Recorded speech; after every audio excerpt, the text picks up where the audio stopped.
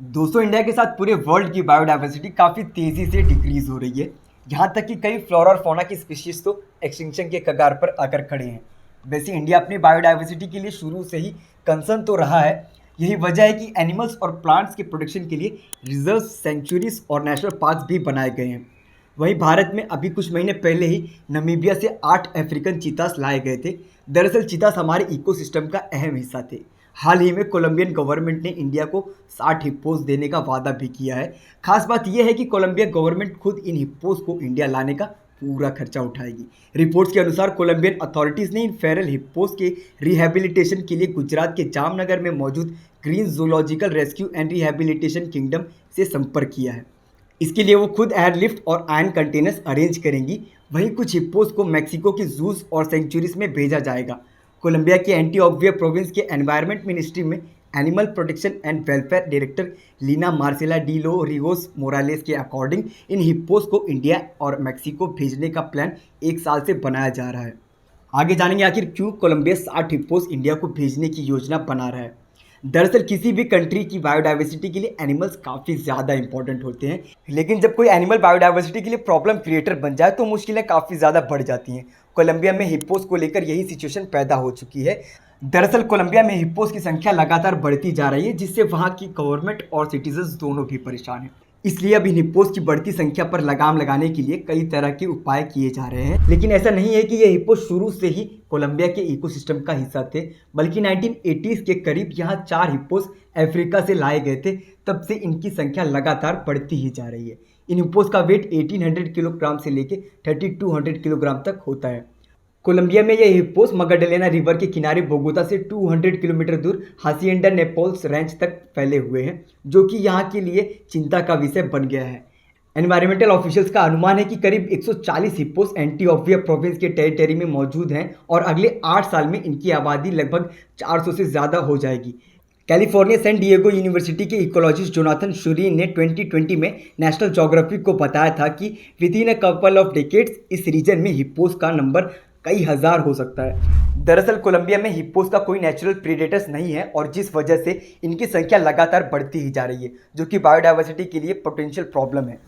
बताया जा रहा है कि इनके फिशीज रिवर्स के स्ट्रक्चर को चेंज कर देता है और ये मानटी और कैपिबारा जैसे क्रीचर्स के नेचुरल हैबिटेट को अफेक्ट कर सकता है। इसी वजह से कोलंबियन गवर्नमेंट ने लास्ट ईयर हिप्पोपोटामस को टॉक्सिक इन्वेसिव स्पीसीज डिक्लेयर किया था। ये लोकल इकोसिस्टम्स और कभी कभी ह्यूमंस के लिए थ्रेट बन सकते हैं। इस वजह से कोलंबिया गवर्नमेंट इनकी फर्टिलिटी रेट को कम करना चाहती है। इसके लिए इन हिप्पोस का कैस्ट्रेशन और कॉन्ट्रासेप्टिव शॉट्स, डार्ट्स का यूज़ करके इनकी पॉपुलेशन को कंट्रोल करने की कोशिश की गई है, लेकिन इसमें भी लिमिटेड कामयाबी ही मिल पाई है। लिहाजा अब कोलंबिया गवर्नमेंट इन हिप्पोस को दूसरी कंट्रीज़ में डिपोर्ट करने की कोशिश में है।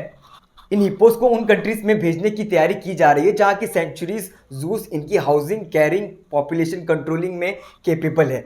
इसी प्रोसेस में 70 हिप्पोस इंडिया और मैक्सिको भेजे जा रहे हैं। आपको याद होगा कि पिछले साल सितंबर में प्राइम मिनिस्टर नरेंद्र मोदी जी के जन्मदिन पर अफ्रीकन कंट्री नमीबिया के कैपिटल विंडहॉक से 8 चीतों का पूरा परिवार इंडिया लाया गया था, जिनमें 3 मेल और 5 फीमेल थे। इन्हें मध्य प्रदेश के शियोपा के कूनो नेशनल पार्क में रिलीज किया गया था। इन चीतों को स्पेशल चीता प्रोजेक्ट के तहत इंडिया लाया गया था। इनके लिए बाकायदा मॉडिफाइड बोइंग 747 एयरक्राफ्ट तैयार किया गया था। नमीबिया में इंडियन हाई कमिश्नर इस पूरे प्रोजेक्ट पर नजर रखे हुए थे। इंडिया में भी इनके स्वागत का खास इंतजाम किया गया था और इनका ग्रैंड वेलकम भी हुआ था। चीता कंजर्वेशन फंड की फाउंडर डॉक्टर लॉरिन मार्कर भी खुद इन चीतों के साथ इंडिया आई थी। Ministry of environment, forest and climate change के मुताबिक चीता प्रोजेक्ट के लिए 96 करोड़ रुपीस अलॉट किए गए थे।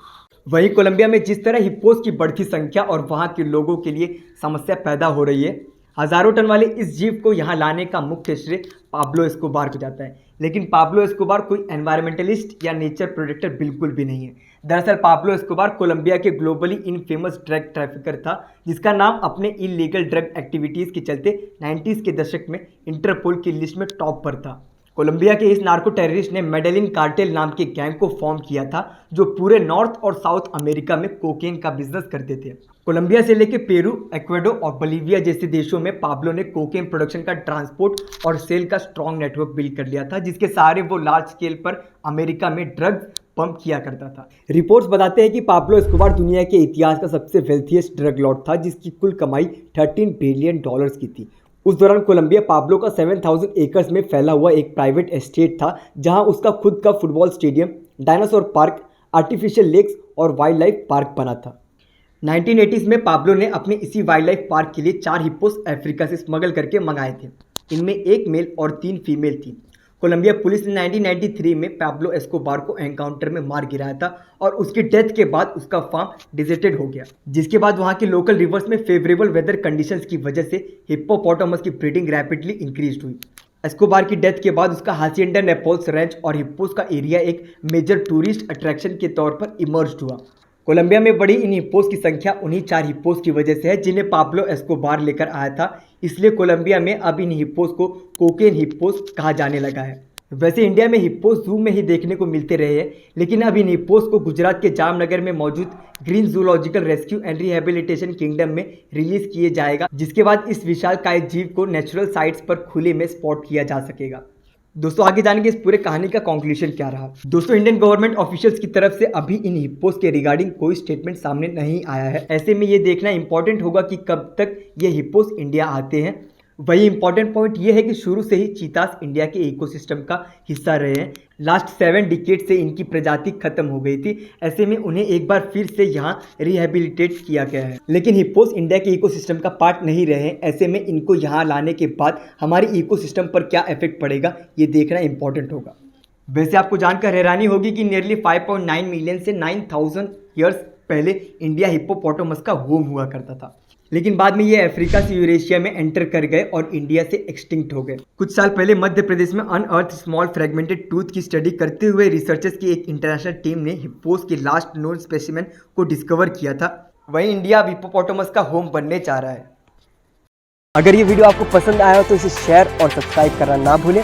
मिलते हैं ऐसी अगली वीडियो में, तब तक के लिए कीप लर्निंग, कीप ग्रोइंग। जय हिंद।